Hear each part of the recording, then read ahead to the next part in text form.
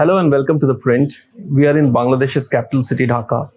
And with me today are two very interesting people. Bristy, which in Bengali means rain. Bristy is a fashion model. And Oliur Sun. Sun wears many hats. Sun is a writer, a researcher, a fashion photographer, and also somebody who speaks very vocally about queer rights. Why I call them interesting is perhaps because they are 1% of Dhaka's population. That 1%, which is a swinging set, the percentage that lives freely, parties hard, and says what they want to say most of the time. Is that a correct definition of the two of you, Sun? More or less, yes. Okay. And am I right in saying you are 1% of Dhaka's population? Is that about right? Perhaps less than 1%. It's less than 1%. But yes. Okay.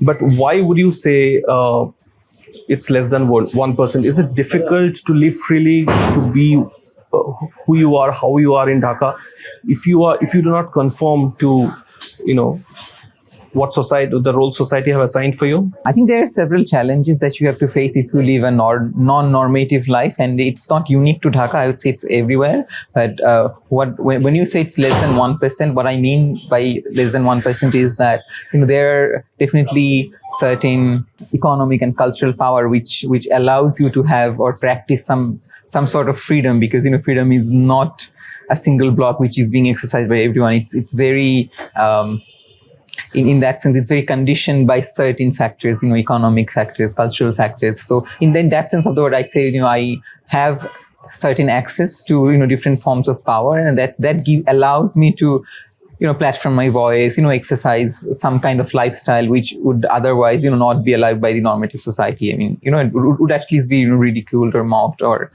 perhaps even shut down. And that keeps happening in the country. It's a very striking reality, let's say. So would you say it's a privilege to be the way you are in Dhaka? I do think it's a privilege. It's an acquired privilege, if not given always. So I would definitely think of it as a cultural privilege, which allows me to access certain spaces, practice certain lifestyles, which also includes my larger social circle, which also probably comprises a very small number of people, considering the Dhaka landscape. And not many people would be, going to house parties, or, for example, be able to have access to, certain pleasures, which includes, commodities and pleasures which are not available to the greater mass.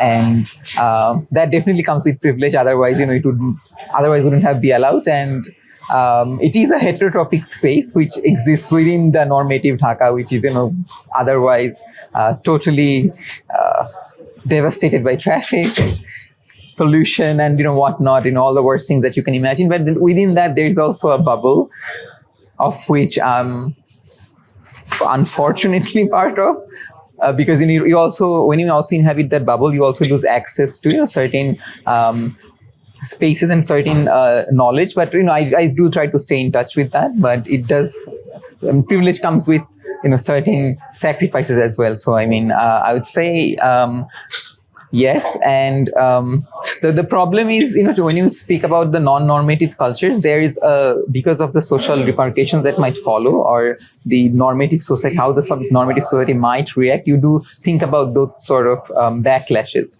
So I think that's also a very much part of this 1%, because a lot of these things happen right in front of people's eyesight, but they're also very gated. It happens in gated communities, which means they're always taking place outside the social purview. And that allows them to, practice or access certain lifestyle, which otherwise, if they would want to do it in public, would probably be shamed and would not be allowed to. Generally, it would not be allowed and not tolerated at all. So that's why people are...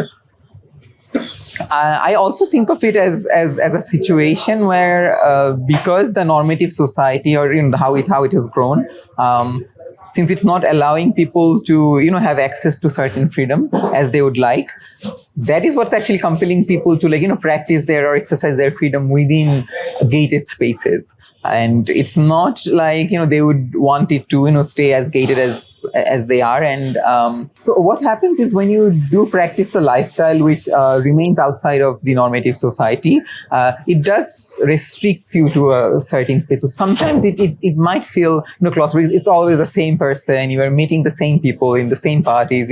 Although it's different parties in different households, in different resorts, or maybe even within embassy premises, but you always encounter the same people. So at that point, I would say it gets really boring, because then you stop meeting new people, because it's a privileged bubble. Although it's expanding, there are always new people coming in, but the number is very limited, as otherwise it would have been a very different situation.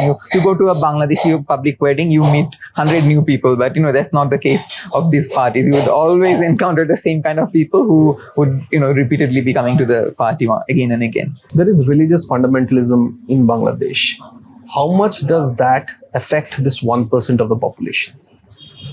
I would say not very much, because it's almost like a dual lifestyle. So you have a public image and a private image. So in your private spaces, you're always exercising and doing things which is, mind-boggling for the group that you're referring to. Although I do not perceive them as a single block. There are many different layers to that, and also for this 1%, there are also many different groups which inhabit this 1%. So that's there, but nonetheless, I would say it doesn't affect their private life. But they do sometimes would appear, to the public, where they would say normative things which otherwise they would probably not agree to in their private spaces. So I would say there's a dual characteristic to it, where the way the 1% functions, it's for the public side, because you're always working with them, right? If you're an industrialist, if you're in the public service, or if you're a politician, you're always interacting with the public, the workers and whatnot. And then you also have to, cater to their cultural and religious beliefs or inclinations. So in that sense, I would say it's a very,